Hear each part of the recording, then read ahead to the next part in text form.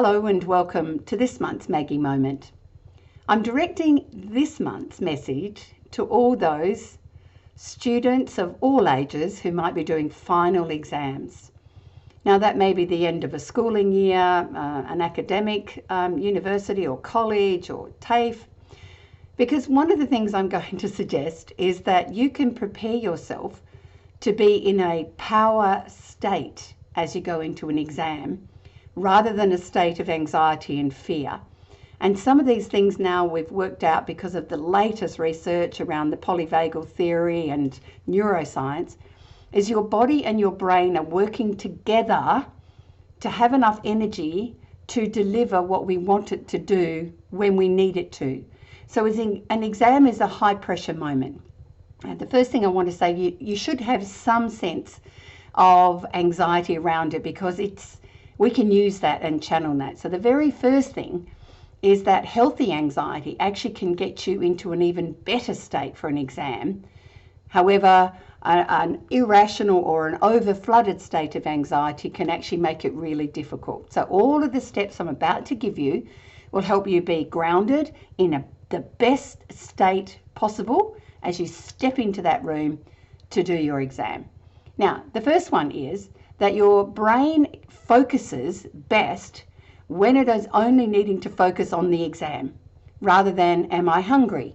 Have I eaten some junk food, which is harder for my body to process? So the brain comes offline because it's got to create different acids in the tummy to get rid of that food. Yep, we want it all focused on the exam. So first thing is eat a highly nutritious feed before your exam. And if you can, try not to mix too many things. Sometimes it's good to have protein and veggies and salad, or protein. If you have sugar, that might change it. So once again, work out before your exam, what is it that you eat that gives your brain exactly the energy it needs to focus.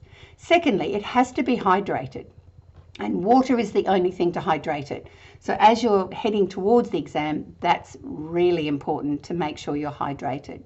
Now, the third one is that the more dopamine there is in the brain, the better it is able to focus on anything, the better it can problem solve, the better it can remember, the better it can be creative, the better it can manage how you navigate the exam for the whole time.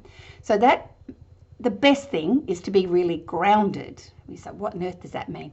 Get into your body. So if you can go for a run, or you can jump up and down before, or go for a good walk in nature, your body is going to be in a much better state than if you've just sat and scrolled, doom scrolled, and looked at everything else that's got your head in a flustered state.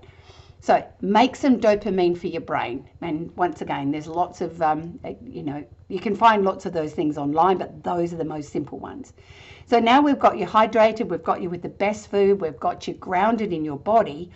Then one of the other things we know is that being able to not be influenced by others around us, because we know that if you're heading into an exam and you have some friends who are going, oh my God, I'm really nervous, it will impact you, and it can mess with what I call your automatic negative thoughts, which I call ants. So you need to tame your own ants as you go in. So they can creep up, because exams are important for us and we want to do well. But if our ants eat us, they go, oh my God, you haven't prepared enough. You're going to fail this exam. And if you fail this exam, you won't pass your course. And then you'll have to front your mum and dad because you failed the exam. So that's an ant. And ants can get into ruminating loops, and then they create anxiety and they steal dopamine.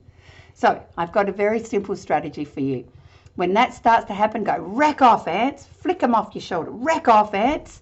I'm okay. Rack off, ants. I'm okay. We give ourselves the thumbs up, and that can help us maintain that state of focus. And then the last one I want on all this is remember that the brain needs oxygen. So probably every 15 or 20 minutes, take 3 big breaths. 3 big breaths. Keep it calm. And another thing that can keep it calm, if you've got that fear that's getting a bit big again, you see the question, you're not sure you can answer it, tap on your release point next to your nail on your pointer finger, because that is a fear release point. So tap on that while you breathe.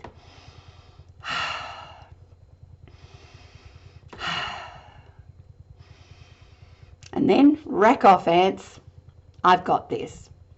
I think if you give all those things a go, plus the other last biggie, get a good night's sleep. It's too late to do big cramming.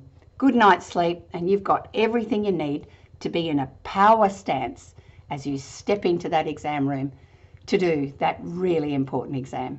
And all the best. You are never defined by a grade on a piece of paper. You are so much more than that.